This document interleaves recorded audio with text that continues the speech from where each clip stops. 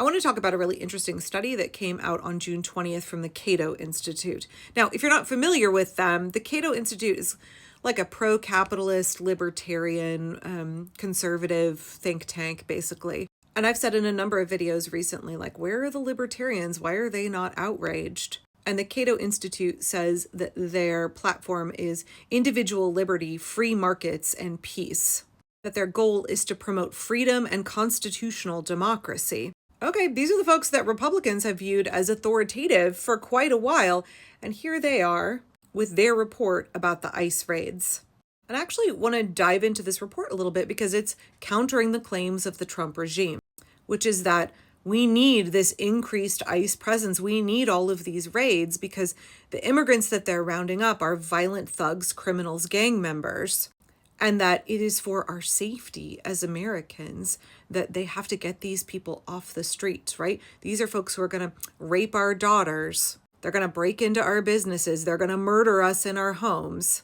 And so what Trump is doing is he's protecting us. He's protecting Americans by rounding up immigrants. Now, of course, we know this is a classic authoritarian ploy, right? Manufacture a crisis that does not exist so they can justify their overreach. They can justify trampling on your rights and violating the law. There is no crisis of violent gang members infiltrating the United States and, victimizing American citizens. That's simply not happening. Do we have a very broken, onerous immigration system? Yes. Have people been calling for immigration reform for decades? Yes. Is being undocumented in the United States a criminal offense? No. Is it a civil offense? Yes. But again, the Trump regime's claim is there's all these scary brown people who are violent criminals wanting to brutalize you and your daughters, so we've got to round them up and protect you all.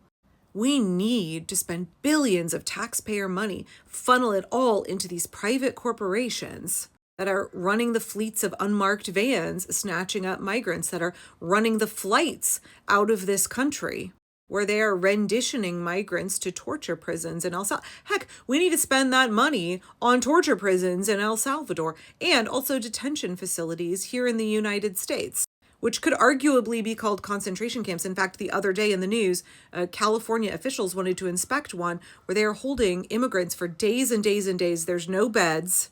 There's not adequate facilities. They are packed in. The conditions are reprehensible. We also know that these private for-profit businesses that are running detention facilities in the southern United States, where women are being held, where children are being held isolated from their families. We know the conditions of those facilities is also extremely bad. Human rights groups have been speaking out against it, but there's very little oversight right now. The Trump regime doesn't care what's happening to folks in detention, to little children in detention.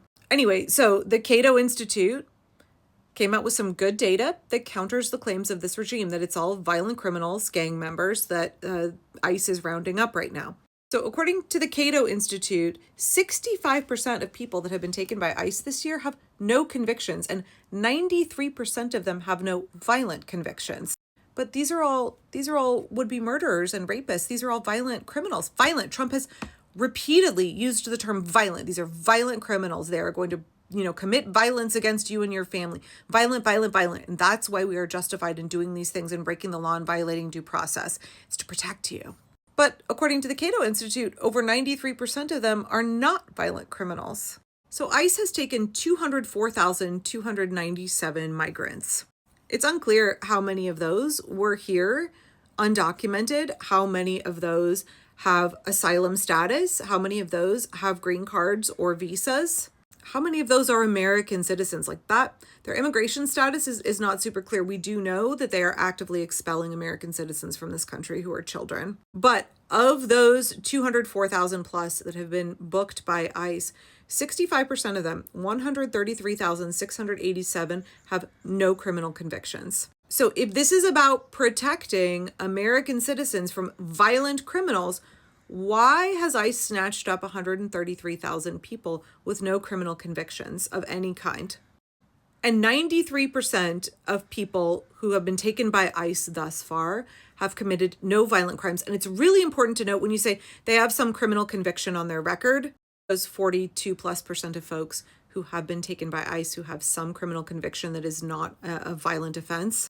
The things that are on their record are immigration related, they are traffic offenses, or nonviolent vice crimes.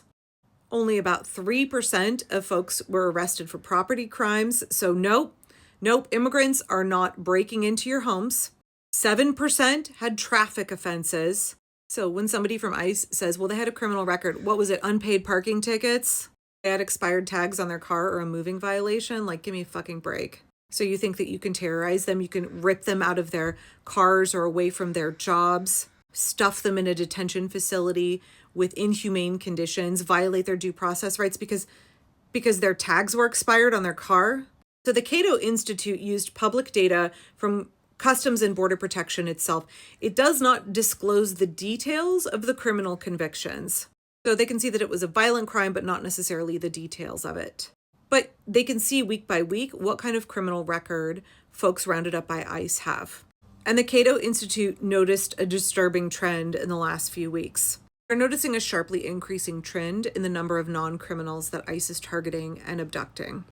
In fact, they point to the first 2 weeks in June, which saw a 3-fold increase in the snatching of non-criminals. This shift in policy comes after one of the most evil men on the planet, Stephen Miller, ordered ICE at the end of May to start arresting more non-criminals. In fact, he said, quote, "What do you mean you're going after criminals? Why aren't you at Home Depot? Why aren't you at 7-Eleven?" Since then, ICE and Border Patrol have shifted to roaming U.S. streets, workplaces, and neighborhoods to round up immigrants, regardless of any public threat that they may or may not pose. How do you feel about that, MAGA? Because the Trump regime said that they are only rounding up thugs and violent criminals and gang members to protect you. And now they admit they are going for your kid's best friend's mom. They're going for your favorite waitress at your diner. They're going for the guy who does your landscaping. They're going for those roofers that you were trying to hire. They're going for the folks who pick your cherries and your raspberries and your citrus. If we look at this specific escalation in the number of immigrants that are being rounded up and the fact that they are targeting non-criminals intentionally, because actual ghoul Stephen Miller wants to terrorize decent, hardworking people, this was never about protecting Americans. It absolutely was about instituting an authoritarian state. It's very much the first they came for. They told you they were coming for violent thugs and criminals and gang members, but now they're coming for decent, hardworking folks who may or may not have asylum. They may or may not have their green card. Who are they going to come for next? Stephen Miller has told them to target people who are not criminals. Back in January, ICE was arresting about 32 immigrants a day who had no criminal history at all. By last week, that number was 453 per day. That's a 14-fold increase, y'all. 14-fold increase. Keep in mind, Trump's initial executive order directing ICE to focus on public safety threats was rescinded. The White House has said that ICE needs to be snatching 3,000 immigrants per day, regardless of their criminal history. And again, Stephen Miller has said target non-criminals specifically.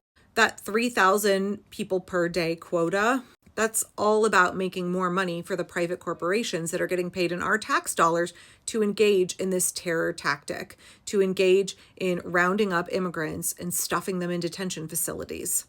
That's all private businesses. This is all a grift. It's also about escalating the fear and panic, right? The crackdown is intentional. It's to terrorize our migrants. This is an ethnic cleansing of brown people in the States. It is also meant to move the needle, to normalize these actions, to normalize seeing ICE or whoever they are, masked men who won't identify themselves, rolling through your neighborhood, rolling through neighborhoods all across this country, jumping out of their cars, snatching people and driving off. They want this to be the new norm that we all accept. They want us to be afraid to act. They want us to be afraid to exercise our rights.